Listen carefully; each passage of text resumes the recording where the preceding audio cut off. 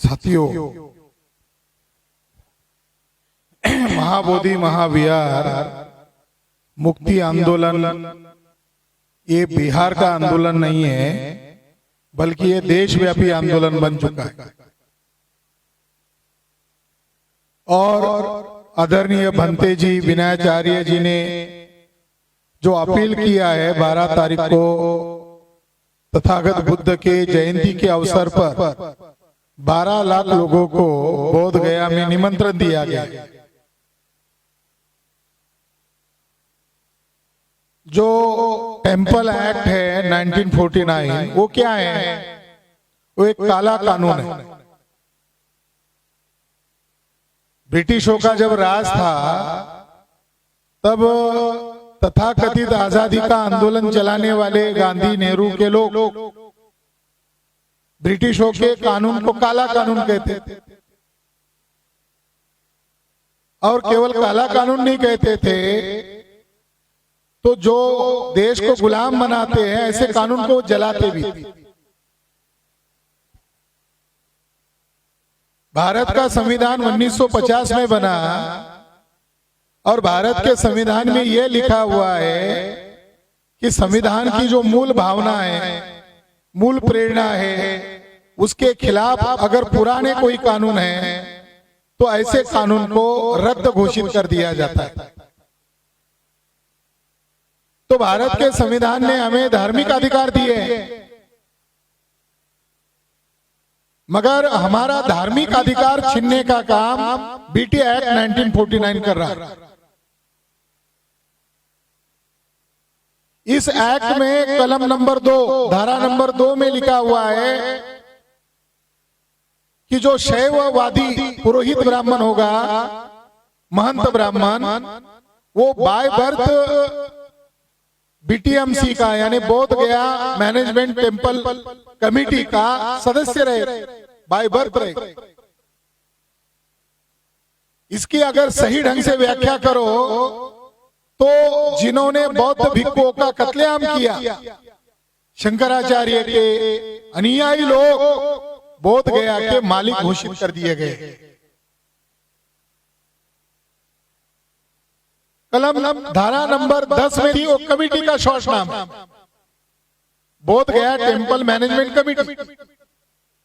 उसमें यह लिखा हुआ है पूजा अर्चना करना और पिंडदान का समुचित निष्पादन करना, ये बीटीएमसी का ड्यूटी रहेगा।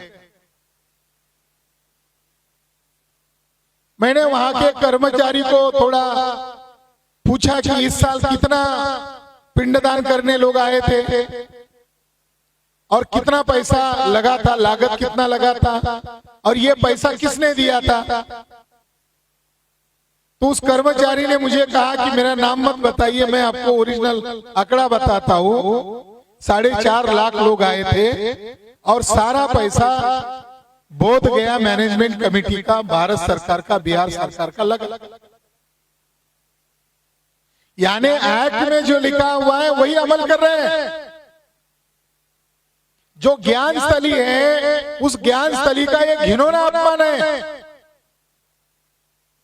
और धारा नंबर 13 में लिखा हुआ है कि अगर कल भविष्य में ये स्थान भले ही बौद्धों का है, कल भविष्य में हिंदुओं और बौद्धों के बीच में कोई विवाद खड़ा होता है तो इसका समाधान कोर्ट में नहीं हो सकता, बिहार राज्य का सीएम ही इसका समाधान कर सकता है। यानी कानून है या गुंडागर्दी? ऐसा कोई कानून होता है? तो इस आधार पर यह काला कानून है और हमारी एक ही मांग है कि बीटी एक्ट निरस्त किया जाए, रद्द किया जाए और बोध गया बौद्धों के हवाले कर दिया जाए।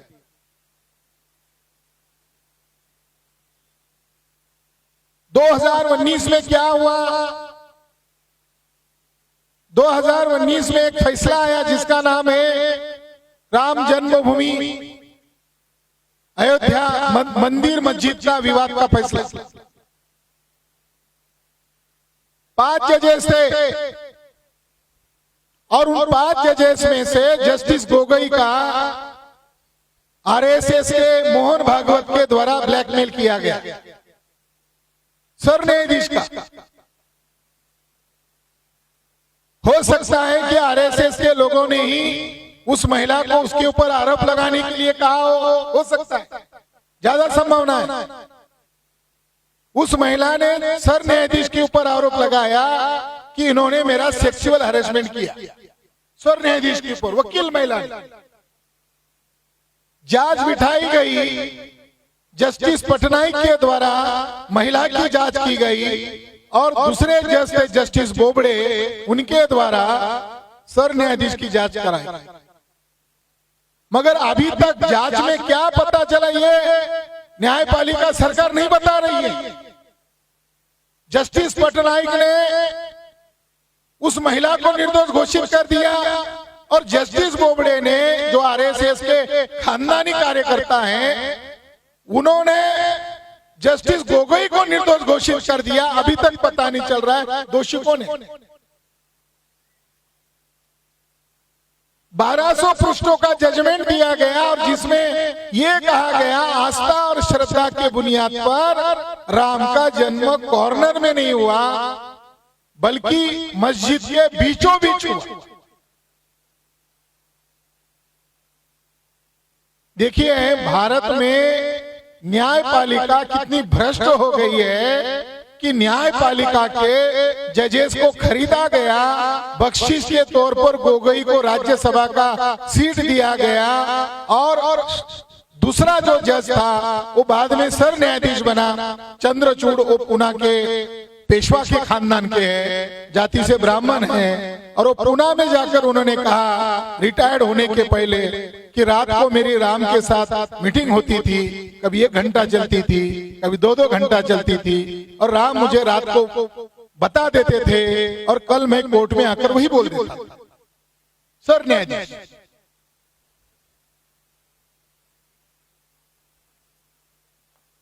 मैं ये लड़ाई हमें क्यों लड़ना चाहिए, इसका बैकग्राउंड बता रहा हूं, क्यों लड़ना चाहिए हमको ये लड़ाई।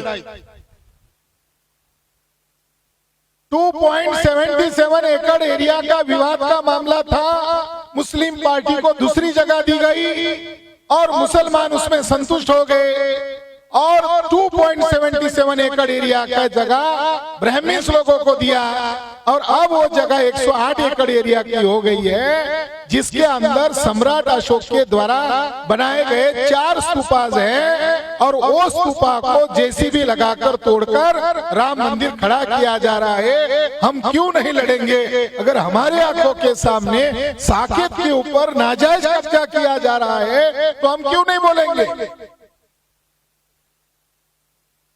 आरएसएस के लोग सारे लोकतांत्रिक संस्थाओं पर नाजायज तरीके से बिठाए गए।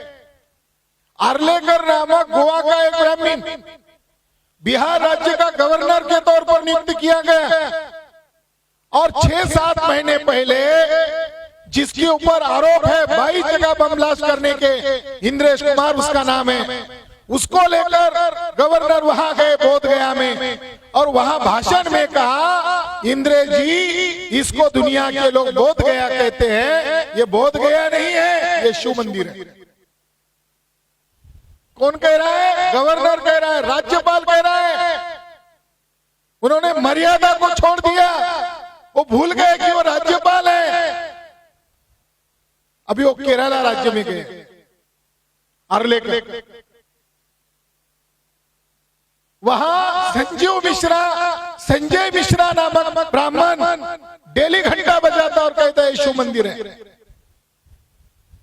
दुबे नामक ब्राह्मण बुद्ध की 5 प्रतिमाओं को कहता है ये 5 पांडव है।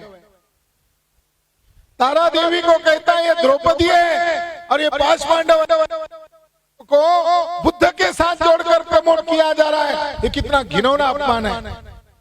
तो जो बातें छुपकर हो रही थी वो बातें आज ओपन हो रही है, इसलिए लड़ना जरूरी है। 1895 में हम लोग जीत गए थे, अनागरिक धर्मपाल ब्रिटिश कोर्ट में जीत गए थे और वो महंत ब्राह्मण जयपाल गिर, महेंद्र गिर, ये जो महंत ब्राह्मण थे ये हार गए थे और ये सिद्ध नहीं कर सके कि बोध गया उनका है। और उन महंत ब्राह्मण को जेल तक हुआ था, जुर्माना तक हुआ था, और हमारी विरासत कोर्ट के जरिए से ये बुद्धिस्टों की विरासत ये सिद्ध हो गई थी। तो अभी इस विरासत को बचाना होगा, और इस विरासत को बचाने के लिए दुनिया के लोग देख रहे हैं कि भारत के बहुजन लोग, बुद्धिस्ट लोग क्या करेंगे। इंडिया में लड़ाई होगी तब जाकर दुनिया के लोग आपके समर्थन में खड़े होंगे। तो आने वाले समय में साथियों, हमने 6 अप्रैल के दिन नागपुर में वो काला कानून हमने जला दिया लाखों की जनसभा के बीच में, और वहां घोषित किया था कि अगर बोध गया को आप मुक्त नहीं करते हैं, इतने लंबे समय से आंदोलन चल रहा है, अगर आप मुक्त नहीं करते हैं तो फिर हमारे सहने की भी सीमा खत्म हो जाएगी। तो हम क्या करेंगे, हम ये करेंगे कि आरएसएस के मुख्यालय पर लाखों का मोर्चा अशोक विजयदशमी के दिन लेकर जाएंगे। वो दिन हमारे लिए महत्वपूर्ण है, इस साल का दिन हमारे लिए ज्यादा महत्वपूर्ण है। आरएसएस के लिए शताब्दी साल है, तो हमारे लिए वो दिन भी महत्वपूर्ण रहेगा। महामानव डॉक्टर बाबा साहब अम्बेडकर ने 14 अक्टूबर 1956 को हमारी ऊपर बौद्ध धर्म की बड़ी जिम्मेदारी दी है। मैं इस मौके पर एक अंतिम मुद्दे पर भाष्य करना चाहता हूं कि गोलवलकर ने मरते दम तक जाति जनगणना का विरोध किया, जो इसके पहले का सरसंघ चालक था। वर्तमान सरसंघ चालक मोहन भागवत भी ये जाति जनगणना का विरोध किया। भैया जोशी उनका स्पोक्स पर्सन है, उसने ये तक कहा कि जाति जनगणना होने से देश का बंटवारा होगा। मगर अभी आरएसएस के लोग जाति जनगणना के लिए सरकार को निर्देश क्यों दे रहे हैं? निर्देश राष्ट्रपति को देना चाहिए था, 2021 में देना चाहिए था। हर 10 साल बाद जनगणना होती है, मगर इस जनगणना के कारण विभिन्न जाति समूहों में शंका कुशंकाएं पैदा हो रही है। उसी तरह जिन्होंने बौद्ध धर्म अपनाया उनमें भी शंकाएं पैदा हो रही है कि क्या लिखना चाहिए जनगणना में। तो धर्म के नाम पर बौद्ध धर्म की संख्या घटाने का काम जाति जनगणना करने वाले कर्मचारियों को ये आरएसएस और बीजेपी के लोग निर्देश देते हैं। तो इस जनगणना से क्या सिद्ध करना चाहते हैं आरएसएस और बीजेपी के लोग? नंबर 1, क्योंकि ये ट्राइबल प्रदेश है, ये आदिवासी राज्य है। जब 2020 में जाति जनगणना का मुद्दा आया था तो मोहन भागवत ने राष्ट्रीय मीटिंग बुलाई थी, और उस मीटिंग में जो उसने कहा, सीक्रेटली कहा, वो प्रेस मीडिया को रिलीज कर दिया गया था। और उसमें मोहन भागवत ने निर्देश दिया था संघ के प्रचारक लोगों को कि आदिवासी घरों में जाओ, बस्तियों में जाओ, जंगलों में जाओ, और जनगणना के समय जब अधिकारी आएंगे तो आदिवासियों को कहो कि धर्म के कॉलम में हिंदू लिखो। अगर जनगणना 2020 का मामला चल रहा था तब मोहन भागवत आदेश दे रहा था कि आदिवासियों को हिंदू के नाम पर अपना धर्म लिखो। अब वो जनगणना की बात कर रहे हैं। आदिवासियों को इस मामले के बारे में क्या सोचना चाहिए? अगर हिंदू के नाम पर आदिवासी जनगणना में लिख देते हैं तो संविधान के द्वारा 5वीं अनुसूची और 6ठी अनुसूची, ये विशेष अधिकार जो आदिवासियों को दिया गया है कि उनके जल, जंगल, जमीन पर सरकार भी नाजायज कब्जा नहीं कर सकता। अगर हिंदू लिखते हैं तो 5वीं 6ठी अनुसूची से वो बाहर हो जाएंगे। ये है हिंदू लिखने से आदिवासियों का नुकसान। तो जिन लोगों ने बुद्धिज्म अपनाया है वो तो बुद्धिस्ट लिखेंगे ही, मगर उन्होंने खबरदारी रखनी चाहिए वो पेंसिल से नहीं पेन से लिखे। मगर जिन्होंने बुद्धिज्म नहीं अपनाया है, ऐसे 1700 जातियों के लोग हैं, अनुसूचित जाति के लोग, उनको भी धर्म के कॉलम में हिंदू लिखने की बजाय बुद्धिस्ट लिखना चाहिए। क्योंकि तुम्हारी लड़ाई ब्राह्मणों के तथाकथित हिंदू राष्ट्र के खिलाफ है। वो लोग हिंदू राष्ट्र के नाम पर ब्राह्मणों का वर्चस्व थोपना चाहते हैं, संविधान को खत्म करना चाहते हैं। तो ऑल इंडिया में शेड्यूल कास्ट के लोगों को, जिन्होंने बुद्धिज्म भले ही नहीं अपनाया है, मगर धर्म के कॉलम में उनको हिंदू की बजाय बौद्ध धर्म लिखना चाहिए। उनके पुरखों का एक समय का धर्म बौद्ध धर्म था। देश भर के शेड्यूल कास्ट के लोगों को धेड़ कहा जाता है। देश भर के शेड्यूल कास्ट के लोगों को धेड़, धेड़ एक शब्द है देशी। जेम्स फर्ग्यूसन नामक एक आर्कोलॉजिस्ट था, उसने एलोरा के उसका रिपोर्ट बनाया बाजीराव हारने के बाद। उस रिपोर्ट में उसने एलोरा गांव, जो महाराष्ट्र में है, एलोरा गुफा के अंदर जाने के बाद वहां के गांव के लोगों को पूछा कि ये बौद्ध गुफा है, इसको आप लोग क्या कहते हैं, आपको कुछ मालूम है? तो एलोरा गांव के लोगों ने कहा, इन गुफा को हम धेड़ों की गुफा कहते हैं। वो लोग हर शब्द का अर्थ जानते हैं। ब्रिटिश लोग ज्ञानी लोग थे, वो हर शब्द के अंदर घुसना चाहते थे। उसने उसके रिपोर्ट में लिखा, धेड़ शब्द पर्शियन भाषा का नहीं है, मुगलों की भाषा का नहीं है, धेड़ शब्द देशी भाषा का है, पाली भाषा का अपभ्रंश शब्द है, जिनको अशोक के समय में थेरवादी बौद्ध कहा जाता था। बाद में इनको धेड़ कहा जाने लगा। थेर से धेड़ शब्द बना हुआ है। तो 1700 जातियों के लोगों को धेड़ कहा जाता है, और आर्कोलॉजिस्ट कह रहे हैं धेड़ शब्द थेर शब्द का अपभ्रंश है। यह अपने आप में सबूत है कि देश भर के 1700 जातियों के अनुसूचित जाति के पुरखे बौद्ध हैं। बाबा साहब अम्बेडकर ने 1946 को हु आर अनटचेबल नामक किताब लिखा और प्रमाणों के आधार पर सिद्ध करवाया कि इनके पुरखे अछूत जातियों के पुरखे नागवंश के लोग थे और ये प्राचीन बौद्ध लोग हैं। तो बाबा साहब ने दिया हुआ रिजर्वेशन चलता है। तो बाबा साहब अम्बेडकर भारत को बौद्धमय बनाना चाहते थे, न्याय, समता, समानता और भाईचारे वाली व्यवस्था बनाना चाहते थे। तो शेड्यूल कास्ट के लोगों को जनगणना में बौद्ध लिखना चाहिए, इसी में उनकी भलाई। ओबीसी के लोगों को भी बुद्धिस्ट लिखना चाहिए। उनके पुरखों का धर्म भी बौद्ध धर्म है। बौद्ध धर्म महारों का धर्म नहीं है, भारत के SC ST OBC का धर्म। मगर हमें यह आशंका है कि पिछले EWS का जो कोर्ट केस चल रहा था, बैकवर्ड कास्ट के लोग EWS के नाम पर कोर्ट में गए और उनकी डिमांड थी कि 50% की सीमा को बढ़ा दिया जाए। मगर सुप्रीम कोर्ट में बैठे हुए जजेस ने गुंडे की तरह भाषा का प्रयोग किया और सुप्रीम कोर्ट के जजेस ने कहा कि रिजर्वेशन का बोझा सरकार कब तक ढोएगी। जो अनुसूचित जाति और आदिवासियों में प्रगत हुए लोग हैं, उनके ऊपर भी क्रिमिनल ईयर लगा दिया जाए।